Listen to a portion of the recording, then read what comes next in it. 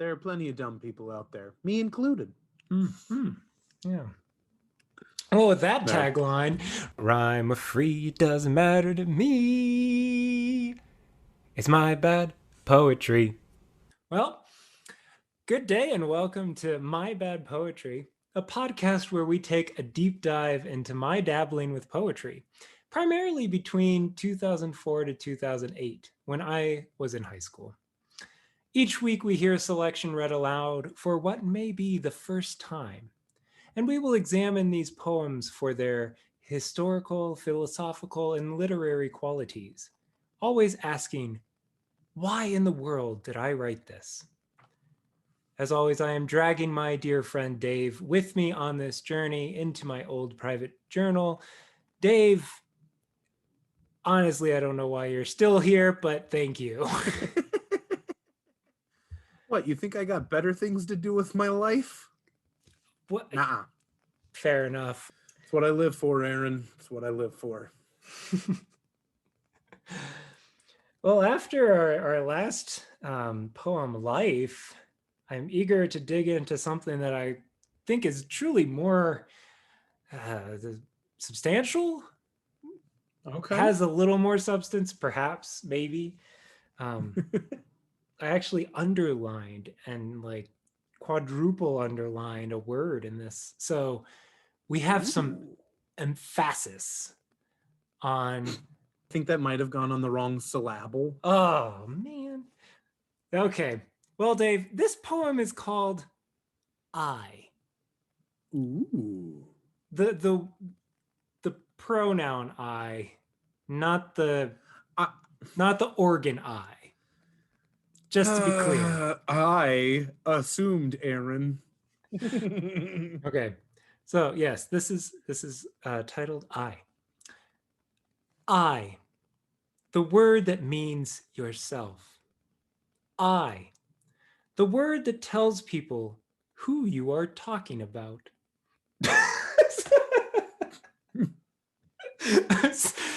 I'm sorry, I tried. Okay.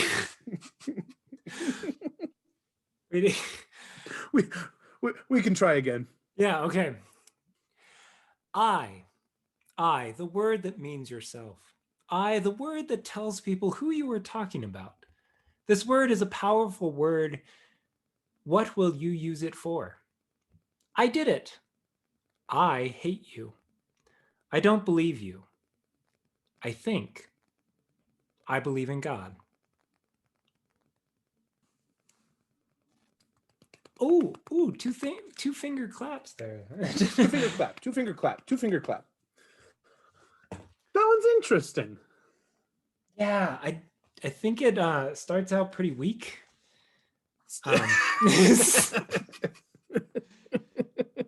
It is not literally a strong start. The definition of pronoun. That's not part of the poem. Oh no, it literally is. Never mind. I'm giving the definition. It literally is. Yeah. The thing for like what tells you what you're talking about. Yeah. So yeah. Yeah. Do you want me to share it on the screen for you? That would be great. Okay. Let me we'll throw I into here. Oh, why is it bullet pointed? No. That's how poetry should work. Yeah, bullet point. Speaking of bullet points, if we want to keep that in, bullet pointed might have been what this first part of the poem should feel. Actually, it does read well as a bullet point list. Right?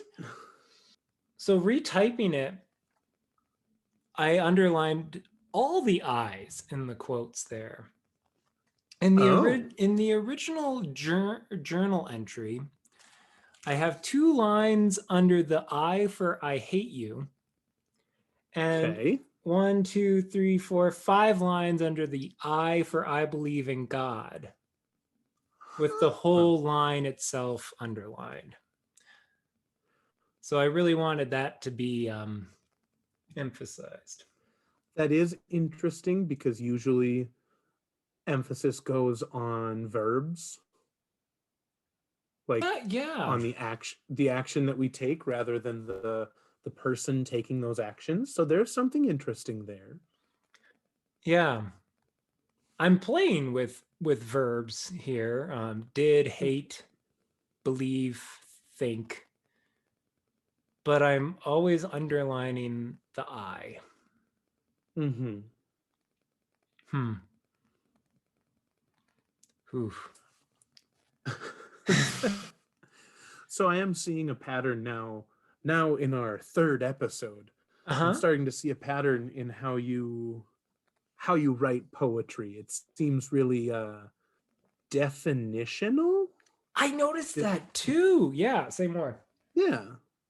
So like we had truth, and it was, what is truth? How do we define truth? How do we make sense of it? Mm-hmm. And then life was just, what is life? And now you're trying to define I, but it's not defining I, it's defining what how we perceive ourselves. Yeah, I mean, this could be a trilogy of poems, and actually, these are 3 poems wedged between 2 journal entries. So it's very possible I wrote these in quick succession. So maybe this was my definitional phase. There you go. In which my trilogy, or my triptych of poems try to seek out truth and being and life. So really, perhaps these 3 should be read together. There you go. Yeah. Although maybe you should start with I, because, you know, it's like a Roman numeral. Yeah, that's true. No? It makes it seem like this is one of... What's T in Roman numerals for truth? That would all be you, Dave. I don't know. That's not even a Roman numeral. I don't think so. Yeah. I don't know things, Aaron. But L would work. Yeah? Yeah. L was 50? Whatever. Yeah, no, yeah. We're getting off track, Dave. We are not. What are you talking about? This is a podcast solely about Roman numerals and how we use them to interpret poetry, Aaron. No, okay. That is the worst idea anyone's ever had. I agree. Oh man, no. I don't know what I'm doing. I will say, after I think, I was waiting for an I am. Ooh. You said earlier that it focuses on the pronoun. It's that's where I put the underline emphasis. Right. But looking back at this, I think it is actually seeing how the things we do, or the ways in which we speak of ourselves, makes a big difference. I don't know. What were you gonna say? Maybe we'll just cut that. Oh no, that was good. That was good. I was gonna say I think leading into I believe in God, because I feel like young Aaron really identified himself as, like, that's the core of who you were. Yeah, and the core of who you are. But like I think that's your own Descartes statement. This is my credo. My credo. Yeah. Credo, I believe. Yeah. Yeah. Literally. Yeah. Yeah. Yeah. I'm crafting a faith statement here, and it's coming out of a place of, who am I? Well, I am one who believes in God. What does that mean? What is that phrase? How does that phrase define me? Or how does that structure my life and my choices? It's not structured around hate. It's not structured around other things. I think the triple line on the last I is me trying to say, this is the line I wish to identify with. Sure. Yeah. But you also said that you double underlined the I in I hate you. Yeah. And I'm curious why I did that. Well, I feel like that that might go back to, that's that's how you were feeling in that moment. There was that hate, that pain, that frustration or whatever. So that is where you were identifying, but then you get to the last line and it's the hope in how you would identify. So like So in it's that kind of moment, aspirational. yeah, I'm processing feelings as clearly expressed in the poem Life. And then I turn the page and I write this, or I move to the next page. It's they're open to each other. But yeah, I write this quickly after, or at least this is the next poem I go to. And yeah, maybe that second I hate you was kind of my current headspace, and I'm writing my way aspirationally to a different place. I almost wanted to quote Hamilton there. I will not, because there are so many. I wrote my way out, Dave, of this. There you go. Yeah, I had to do it. I kind of hate to be myself fair, for it. I almost started singing before because you asked, "Who am I?" Ooh, and I was assuming you were going to break into and Hamilton. 24601. This is by far my favorite podcast now of our 3 atrocious garbage fires. Right? How else can we shoehorn musicals in? Yeah, so this podcast is brought to you by Roman numerals and musicals. With some Roman musicals. Ooh, those would be down. Anything happened on the way to the forum? I think. Yeah, no, I was thinking more like the Oedipal.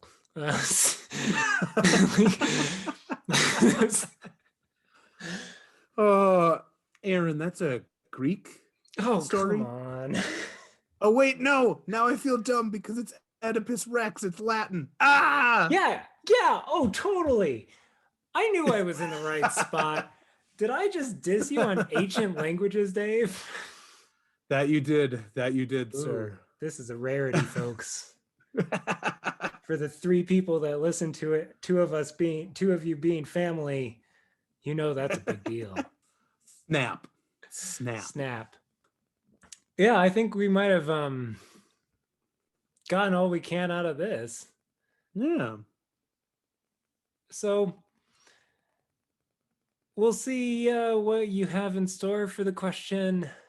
Dave, is this good or garbage? So this is interesting because I've used garbage metaphors, which really in its own right is poetry. You know, I'm a genius. I actually think this one might be good. Oh, Dave. And I'm not okay with that. Yeah, I really hope you have something to back that up, because in case you forgot, I broke trying to read this out loud. Yeah, that second line really does kind of mess with that good. Yeah, if I cut that line, this might actually work. That second line is really clunky. Yeah. The word that tells people who you're talking about. It's also like not even entirely true, just because that's not how.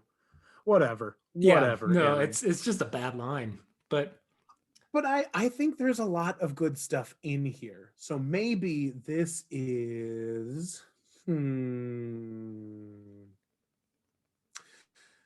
this is paper that you will throw into a fire pit to start a fire. It's giving good questions, but ultimately it still ends up in an ash heap.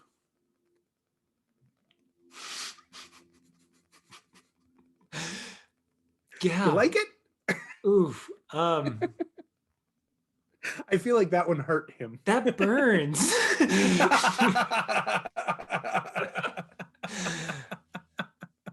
No, I think that's again, you have a way with words, Dave. Your metaphors are inspiring.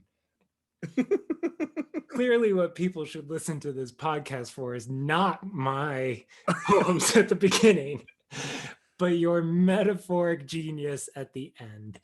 Well, So I thank Aaron, you for that. really, what is a metaphor? It's a comparison of two unlike things. It's, I don't know. I'm trying to mimic your poetic style. Well, clearly I have mastered it. Metaphor. And you are only but a copycat. I don't know. No, that's A not it. copycat. A plagiarist. Plagiarist. I don't know. I would say I'm a student of the form. The definition form. Yes, Is that what we're calling it? The definition form? Definition form works. Yeah, we'll have to see if I have more of those. Now I'm curious that we have found this very early. Oh no, I'm already seeing it. Oh. Ooh. Oh, good. I evolved from this phase. I think I might have one or two more for the canon of definitions.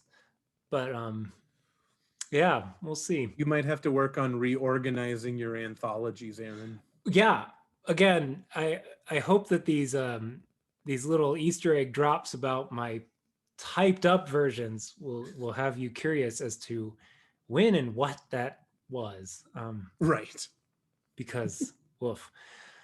Well, I feel like this has been torturous enough. We're going to end again with words from a real poem, and actually a pretty a serious one.